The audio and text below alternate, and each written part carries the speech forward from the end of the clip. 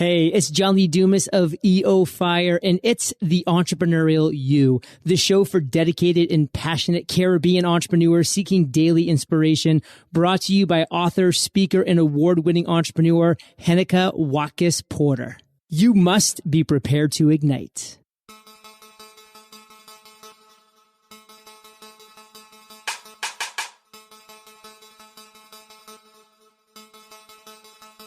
Coming up on this episode of The Entrepreneurial You. Your business absolutely needs to have a mission that's larger than you. People who start businesses just because they want to make money are going to find very quickly that they just have a job. When you own a business that serves a purpose that you are passionate about and that is deeper and bigger than you, that is the mission that's going to help you get through those times when fear has that grip around your ankle and is holding you back. Hi, I'm Heneka Watkis-Porter, your inspirational leader and host of the Entrepreneurial You podcast. Today's episode is brought to you by Jamaica Stock Exchange. And now, let's go to today's episode. On episode 85 of the Entrepreneurial You podcast is someone whose unique background in experiential education combined with her corporate leadership training inspires her practical, hands-on approach to getting real results for her clients. Her ultimate mission is to show other women that it's possible to build a profitable, sustainable business without drowning in debt, forfeiting family time, or working in their sleep. She's also the creator of Productive, an all-in-one business tool designed to take your days from busy to productive. I'm super happy to welcome Shelagh Cummins to the Entrepreneurial You podcast. Welcome, Shelagh. Well, thank you for having me. Do you know any Jamaican personality, and who would that be if you know any? I do. Her name is Sharon Smith Stewart, and she's here in Toronto, and she runs an amazing organization for young women. Is there anything else you know about Jamaican culture, for example, or music, dance, anything? Well, I visited a couple times and have loved every second of my time in your country. I love when we have visitors and they have good to say, right? It's a beautiful country. It's a beautiful country, beautiful people. We're going to be going into and talking about strategies, Shelagh, to grow your business without sacrificing the things that are important. So our peak performers who are listening in, they need to know how to grow their businesses instead, and not compromising in terms of family time, not as we say in the bio, working their sleeps, in their sleep, etc. But before we go into that, I want to get a sense of who Shelagh is. Besides what I did in the intro, I'd love to know a little bit about you and how you transitioned into what you're doing now. Mm-hmm. Well, I call myself a recovering school teacher. I was a classroom teacher for 13 years and stepped out of the classroom after I had my kids because I felt like they were getting the worst of me. My own children were getting the worst of me first thing in the morning and then last thing at the end of the day. And all these other kids were getting the best of me throughout the day. So that was one motivation. But I also had been looking to get out of teaching for a while. And I call it my secret sauce or my genius is being able to take content and make it attainable for any audience. And that has proven to my benefit through teaching and even now through the business training and coaching that I do. And so after I left teaching, I started working for a corporate training company and I started designing and developing courses for them, which was brilliant because I got to read every single theory book there was and then turn it into a how-to course. At the same time, I was building an online parenting blog and monetizing that. I was running a tutoring company so that I didn't have to work full time, but I still had some money coming in. And working for the corporate training company, it allowed me to experience most of the different facets that are needed in building a business, from marketing to creating a brand voice to hiring and firing and promoting and marketing and sales. I got to actually test all the theory that I had been writing courses about.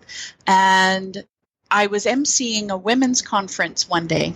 At the end of the day, two of the women came up to me separately and said, Sheila, we want to hire you. And I thought, oh, that's cool. For what? And I thought, do you want me to come in and do some training for your organization? They said, no, I want you to help me in my business. And I thought, well, who am I to do that? And so I took them on as clients, and we had a deal that I just would be allowed to experiment and try and share what I knew. And they would sort of be my test clients. There was no money that has exchanged hands. And here we are 12 years later, they're still with me.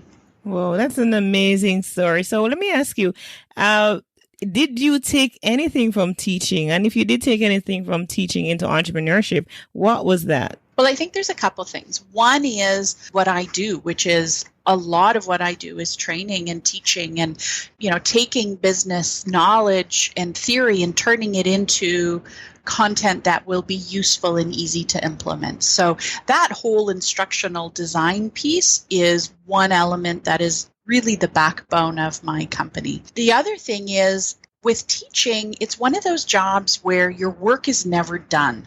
And you have to teach yourself at the end of the day to just turn off the lights in your classroom and know that you've done as much as you can for that day. And I think the same applies in an entrepreneurial setting. Your work is never done. There is always one more thing to do. And one of the things that I teach people how to do is, how do I prioritize what actions I need to take throughout my day? And how do I know when I've done enough and I can turn off the lights and step away and have a life? So that transition for you, leaving teaching into what you're doing now, you're having clients and you're reaping benefits from, for them and making sure that they don't have to work in their sleep. I love that. How was that transition for you in terms of a mindset? What a great question. Thank you. The mindset is the backbone of everything that we do. I think it's Tony Robbins who says that 80% of our success lies within us, between our two ears. It's our brain, it's our mind, and 20% of our success lies in our structures and our systems. And yet we spend 80% of our time on our structures and systems and less than 20% of our time on our mindset. And I think there are so many entrepreneurs who I meet or who come into my programs who are so afraid, and fear pokes its head out in so many different ways. It could be, and what's interesting is the amount of people who are afraid that they're going to succeed, because for them success, what they associate with success can sometimes have negative connotations. For example, they may say that, oh, well, my uncle was a very successful businessman, but he worked all the time and his marriage fell apart. And so there's possibly the connection to, well, then if I'm successful, then I'm going to have to work all the time and my marriage is going to fall apart. Creating a vision of what success looks like on our own terms with our own boundaries and our own criteria is critical. So fear of success, I notice, comes up a lot.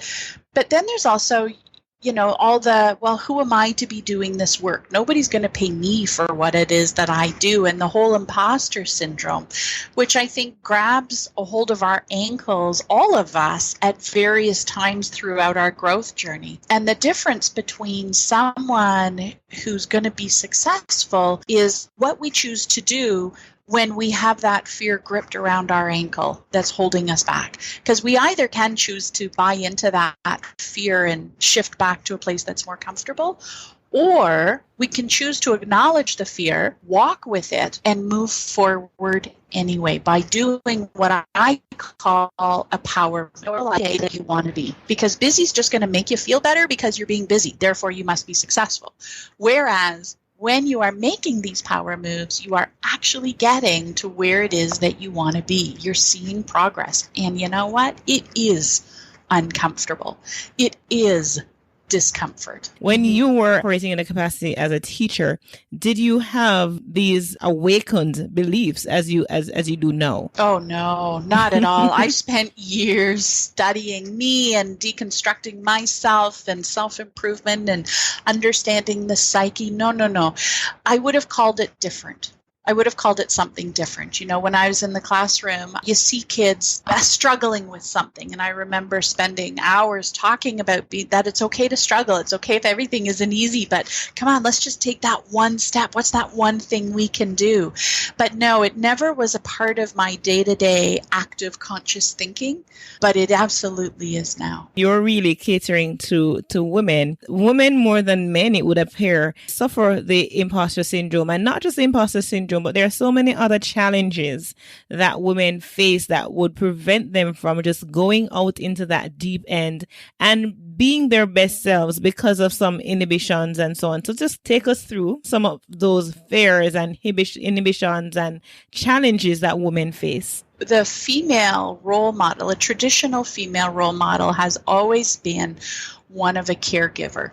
It used to be that the males in the house would go out and hunt for their food, and the females would stay home and, as a community, take care of their children and everybody else's children. We have a disposition to being that caregiver and taking care of everybody else and prioritizing ourselves last. And I think that there is a way to be a caregiver to others and still prioritize ourselves so that we're being taken care of. And so the inhibitions come from tons of different places, starting with even time. One of the things I coach my women to do is have absolutely set office hours, some being client facing and some being behind the scenes to work on their business. And I call them power days. And those power days are non-negotiable.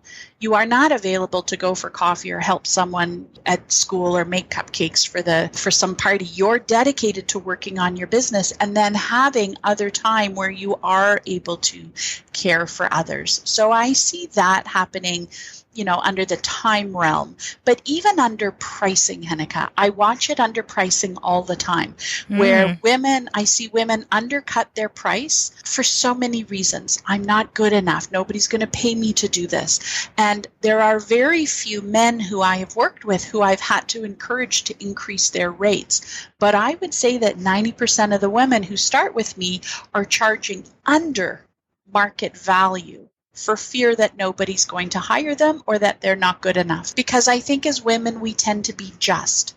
And by that, I mean, we're just entrepreneurs. We are just mothers. We are just women. But our just is massive because we are doing so much and wearing so many hats all at the same time. But we discount it because it's just what we do. Interesting. You know, I was having a conversation with a gentleman who heads the Jamaica, or he's one of the head persons at the Jamaica Chamber of Commerce. And we're having a conversation. It was centered around women events in Jamaica, for example, doesn't seem to get the support, not even from women leaders and companies that are women run.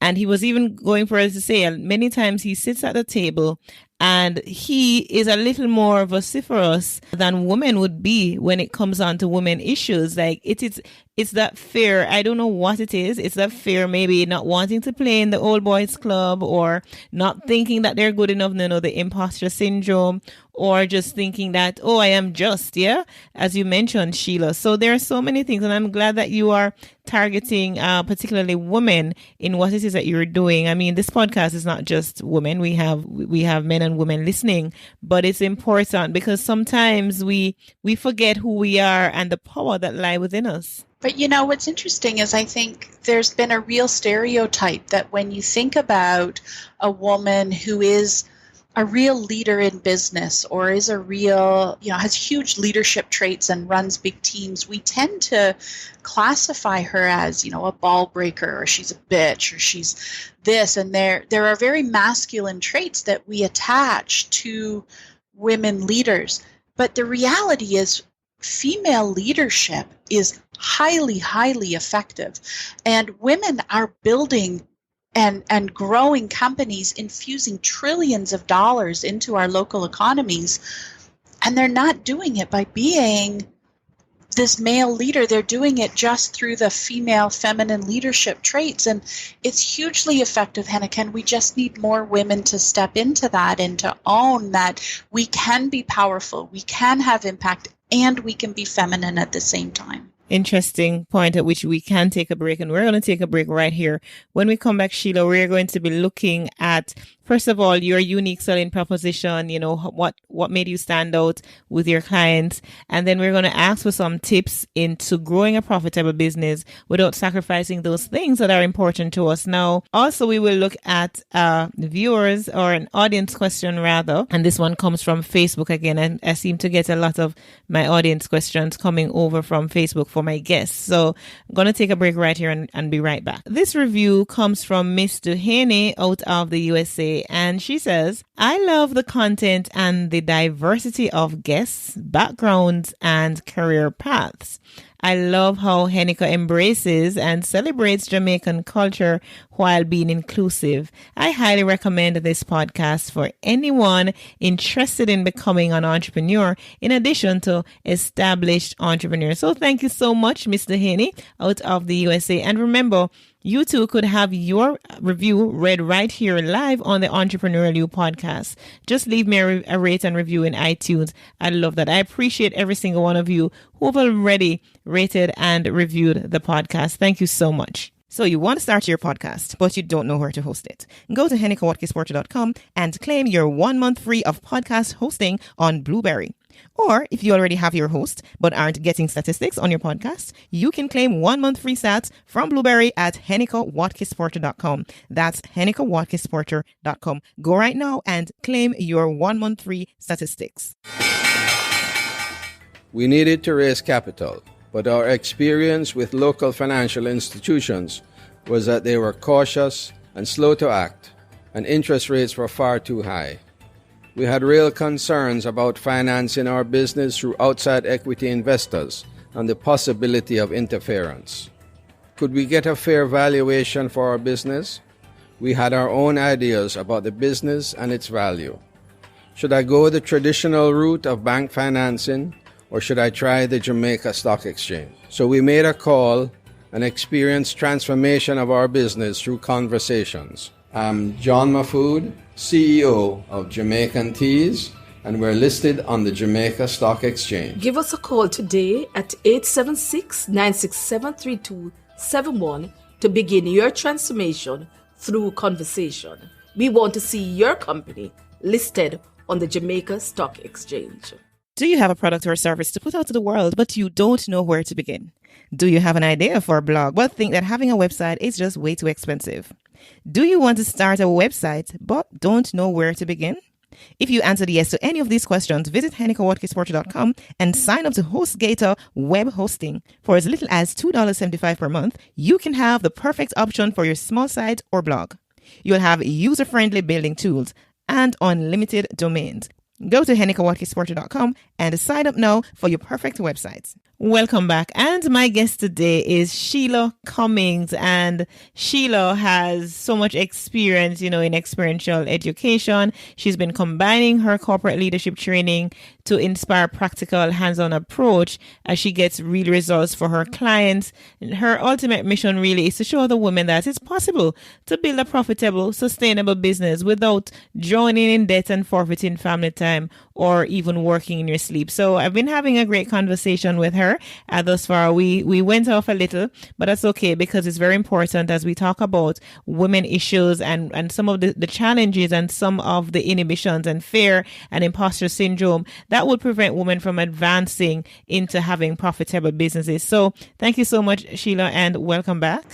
Thank you. We're going to move into what really is your unique selling proposition. Why should prospective clients come your way? That's a great question. I have always just done my thing. One thing that I get told all the time is, oh my gosh, Shelagh, you're just the same as if you're online or if you're in person or you're leading a group. You're just you. All I know how to do is me, and all I know how to do is to share good content and to help in a way that has impact. Why do people choose me? I'm so fortunate. I run a full coaching practice. I have a wait list. It's one person in, one person out. And it's because I just do me and I don't promise things that I can't deliver.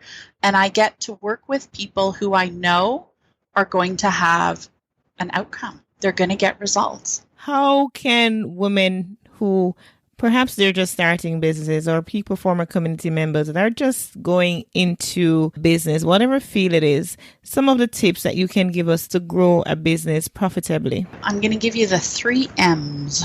Aha. We'll call it the 3 M's. Step number 1, your business absolutely needs to have a mission that's larger than you. People who start businesses just because they want to make money are going to find very quickly that they just have a job. When you own a business that serves a purpose that you are passionate about and that is deeper and bigger than you, that is the mission that's going to help you get through those times when fear has that grip around your ankle and is holding you back. The mission has to be stronger than just making money. Taking the time to understand what that mission is will be a game changer for you in the long run and help create this business so that it is more fulfilling for you. That's my step number 1, my first M. The second M, Heneka, is all about money. Now, money is not the be-all, end-all in your business. However, it is a barometer of how well you're doing. And I think we so often just focus on what our revenue is at that we don't take the time to look at what our expenses are and the cost of doing business, and we don't look at the profit margin. And there are too many women that are building and growing before they're ready because they have not secured a strong profit margin in their business yet. And then they keep adding and adding and adding, and they find that their profits are actually going down. They've never made more money, and yet they've never had less money in the bank. Growth is absolutely going to cost money.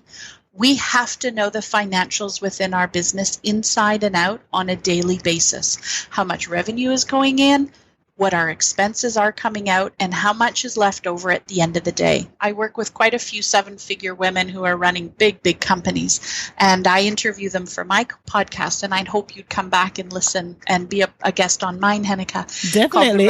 The Road to 7 with Shelagh Cummins. But the number one thing that they said was critical to their growth was leaving as much money in their company as possible and only paying themselves what they needed. Listen carefully, though. It's not paying themselves. It's paying themselves what they needed. So they didn't go out and get a flashy car as soon as they could afford it and a big house and fancy clothes.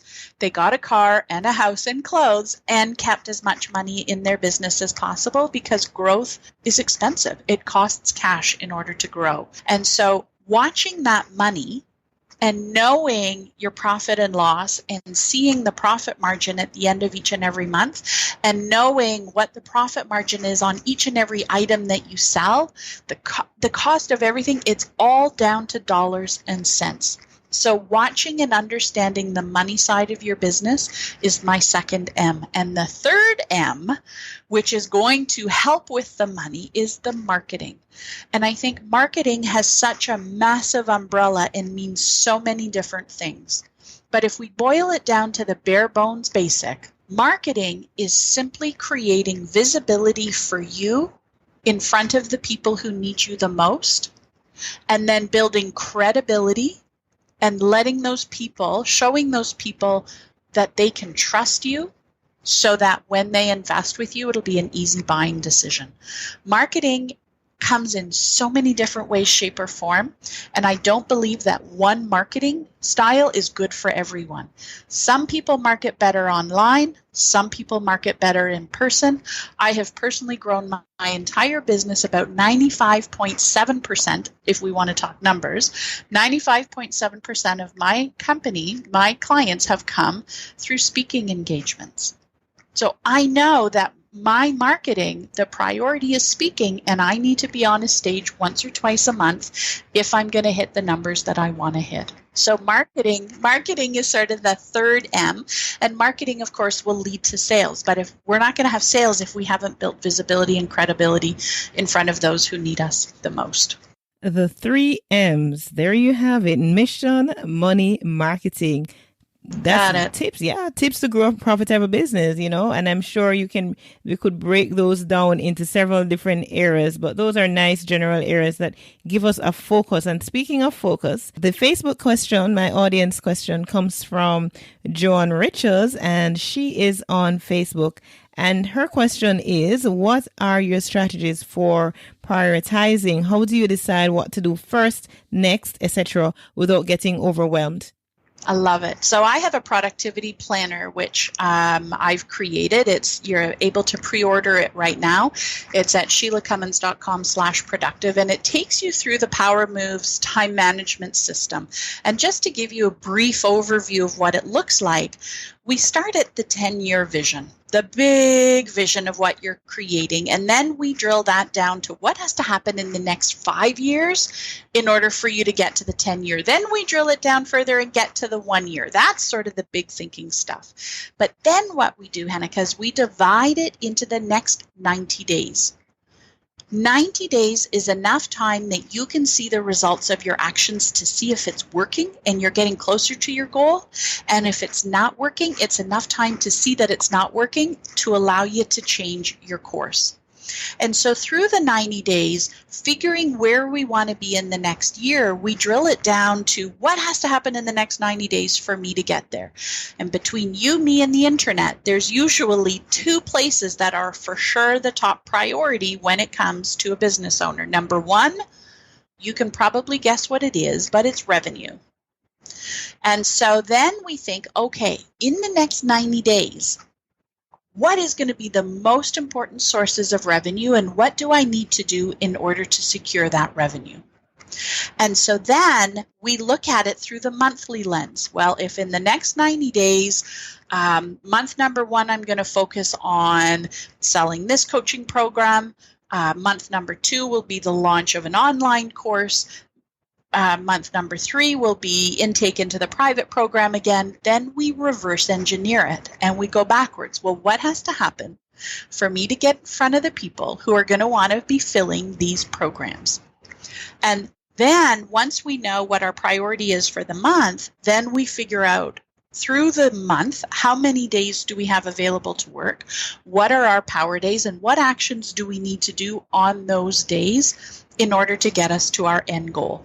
So the first priority I tend to hear is revenue. The second one is anchored in lead generation. We all want more people in our communities so that we are bringing more people into, I call our web of magic, so we can help more people and serve more people and share content with more people. And so if lead generation is a priority for the next 90 days, what is your tactic going to be? Maybe you're going to put out a new opt-in. Maybe you're going to have a new webinar. Maybe you're going to release some great podcasts. Then we reverse engineer it again. Well, what has to happen this week in order for me to get my lead generation out so that I'm hitting the numbers in my community that I need? Joan, you hear? I mean, it's a mouthful, and I'm sure that was quite helpful. Thank you so much, Sheila. Before we really close, I'm going to ask you to share with us your giveaway. That I know you mentioned earlier, that's before we came on live, that you have a giveaway for our audience member, and it comes in the form of a quiz. So just go right ahead and tell us how to claim that. Absolutely. If you go visit shelaghcummins.com/quiz, there is a chance for you to figure out what type of entrepreneur you are. And what it's going to do is help you identify where you are along the entrepreneurial journey so that you can get clear on what to focus on next. And shelaghcummins.com/quiz, it's a very straightforward quiz, and then your results will be shared via email. I'd love to be able to welcome you into my community and for you to figure out what your next best move is so that you're making those power moves each and every week. Awesome. And you have been an awesome guest, Shelagh Cummins, and she has background knowledge, experience in experiential education, and she's combined that with her corporate learning training to inspire practical hands-on approach to get real results for her client. It has been an amazing time we've had, Shelagh. Thank you so much. Thank you for having me. And I really wish you all the best in your onward journey. Likewise. So my peak performance, as you know, it does take hours of work to produce one 30-minute episode of the Entrepreneurial You podcast. And I really love it. I enjoy it immensely. But you've been listening for a while and you've been thinking to yourself, if only there was a way to make a contribution to this amazing work. Well, now there is. For as little as $2 per month, you can be a part of this movement. You can contribute because you're already a part. You can contribute to this movement. It will really go a far way. As we say in Jamaica, every mickle make a muckle. So simply go to patreon.com/TEY to find out how. That's patreon.com/TEY to learn how you can make a contribution directly to this movement. And of course, there are several perks right there awaiting you. So go right ahead and sign up, make a commitment to this great movement. Now, if you're looking for some great resources, some excellent resources to peak your performance, visit the resources page on Watkis-Porter.com to gain access. Of course, all the products and services that are listed are ones that I actually use and I can recommend. They have been helping me immensely in my quest to level up, and I know that they will help you too. We have come to the end of another great episode of the Entrepreneurial You podcast. Remember to subscribe in Apple Podcasts and download all the episodes that you would have missed if you have not already subscribed and downloaded the episodes, and play them to the end as well, because good stuff is always at the end too. So do that, as well as go and leave a rate and review right now. I'd appreciate that. It helps a lot because I put a lot of effort into creating this free content, and it does help when I know that it is of significant value to you. So show your love by going to Apple Podcasts and just leave a rate and review. And when you leave that review, do send me an email at henekawatkisporter@gmail.com, because I'd love to be able to read them in an upcoming episode. And if I'm not notified, I won't know it's there, because unless you go into all the different stores in Apple, there is no way that I can actually know that a review was left or a current review was left. So it's important that when you leave your review, you send me an email, let me know about it, so I can go look for it and read it live on an episode of the Entrepreneurial You podcast. Thank you so much for tuning in. I'm Heneka Watkis-Porter. Remember, you were born to win, but to be a winner, you must plan to win, prepare to win, and expect to win. Walk good.